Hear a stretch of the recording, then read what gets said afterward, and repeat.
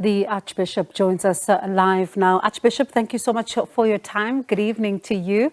And let's start with your reflections following this Easter weekend and today. Thank you so much, Bongiwe, and good evening to your viewers. Easter is a time of hope. It is a time from the Christian faith when the women who went to the tomb to go and look at their Messiah and Lord were courageous and fearful, but they were full of hope. And so I feel inspired by the message of Easter. I am full of hope. My courage to speak and open the tombs which entombs South Africa or South Africans in darkness, in the scourge of poverty, in corruption, in gender-based violence, have to be opened so that each of us can really taste and feel the hope and dignity that Easter promises to all of us. And one of, those that you also talk about is the deteriorating state that you say South Africa finds itself in, and how young people must now come in here and be able to do what they can to protect their future, from self-serving politicians, as you call them. Let's talk about that. Just how hopeful are you, though, for South Africa as a nation, given where we are finding ourselves right now? I was once a young person, and my leaders, the likes of Mgojo, Desmond Tutu, Alex Haley, and a number of other politicians who happen to be Anglican lay ministers like Oliver Tambo, really inspired us to be courageous, and they spoke to the highest ideals within us, and that we needed to hold ourselves accountable to, and the country to. And I have absolutely every iota of hope that even the youth of today, if they are directed appropriately, they can catch a glimpse of that inspiration and the courage to say, not in our name should these municipalities be dysfunctional, not in our name should the politicians promise hope when the dividends of our democracy are only felt by them. We've seen it in 1986, we've seen it in 3+4, we've seen it in Tunisia, we've seen it in other parts of the continent. When the youth catch a glimpse and they are inspired to act, I'm hopeful that they can actually transform the state where we are at. Otherwise, we are limping into being a failed state. And you've spoken about the issue of Phala Phala. I remember last year where you were saying that the public deserves justice, and to also know what unfolded in this particular matter. And once again, you said it, that there needs to be a comprehensive account of what happened here so that the president can take the nation into his confidence. For you, what would be the top questions that still remain top of mind, given how this Phala Phala saga has unfolded? The top question, which remains unclear, and I've said it in the Easter message, is I don't understand the other processes, and maybe most South Africans don't understand the processes. But the top question is, why was so much money not banked? Why was it kept in the president's farm? And why did the ANC in Parliament, it really are about openness and transparency, why did they somehow use the majority to block what I thought would have enabled South Africans to make the president really take us into his confidence and say, this is what happened, and this is how this happened, and why it happened. Do you think this was done to try and evade accountability? If we don't have an opportunity to engage, if there are no avenues for this matter to be explored further, we are left with no option but to say, is this reminiscent of what happened with the Impia and story in the Zuma administration? Is it another cover-up? It sounds so too familiar and too soon. And my hope is the president, as you said, will take us into his confidence and say, this is what happened and why it happened.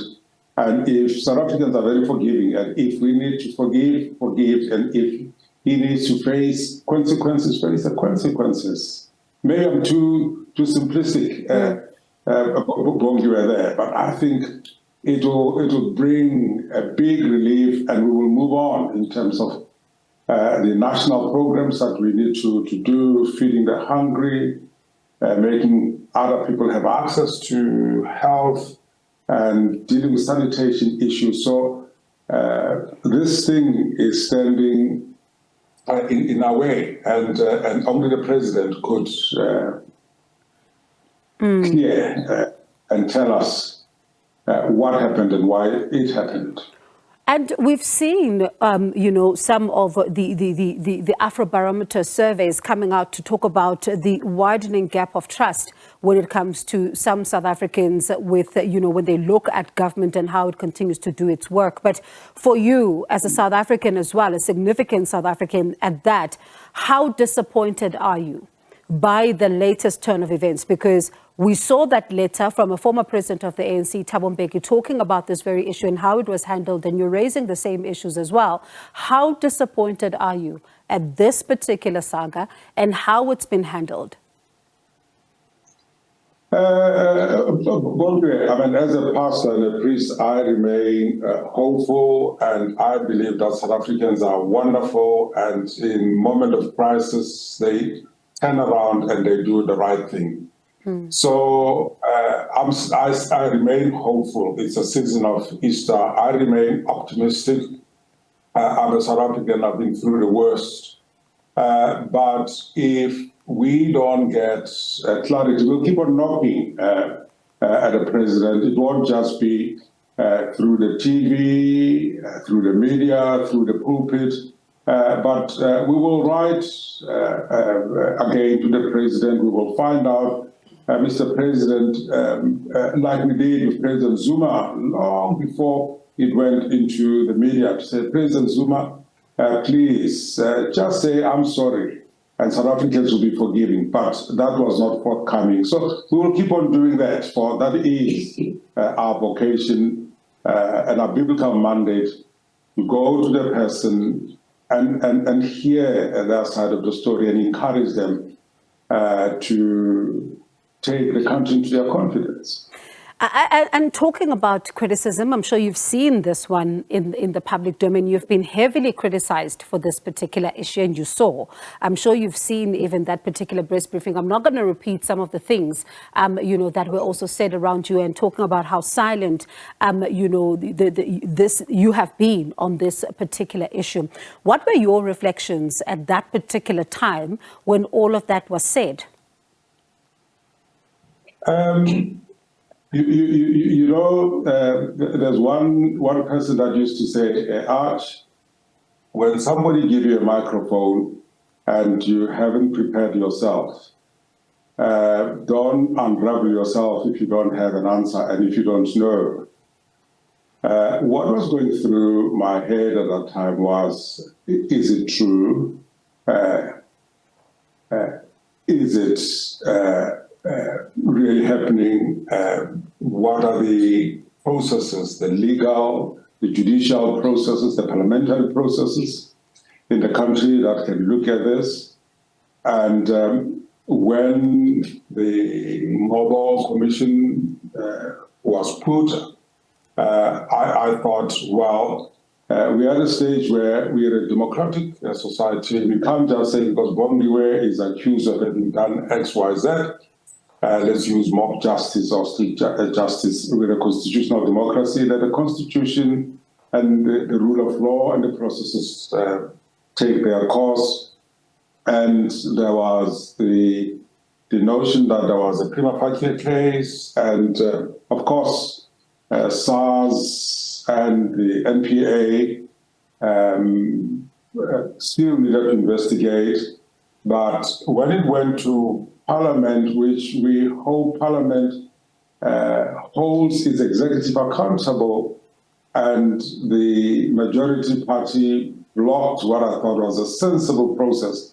Of course, to answer earlier question, there was a bit of disappointment that is there something that we are hiding or not? But when I was criticized, I've got my favorite sociologist, Habermas, who says, when you are in the public space and you criticize others, and when they criticize you, don't be a crybaby.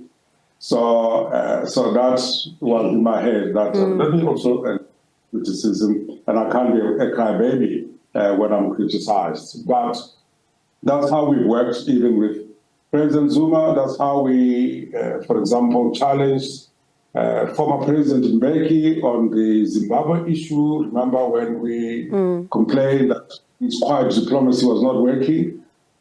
We spoke to him, we went to the media, we engaged him, and then he engaged us, and then we got a better understanding. And that's how we deal with it now.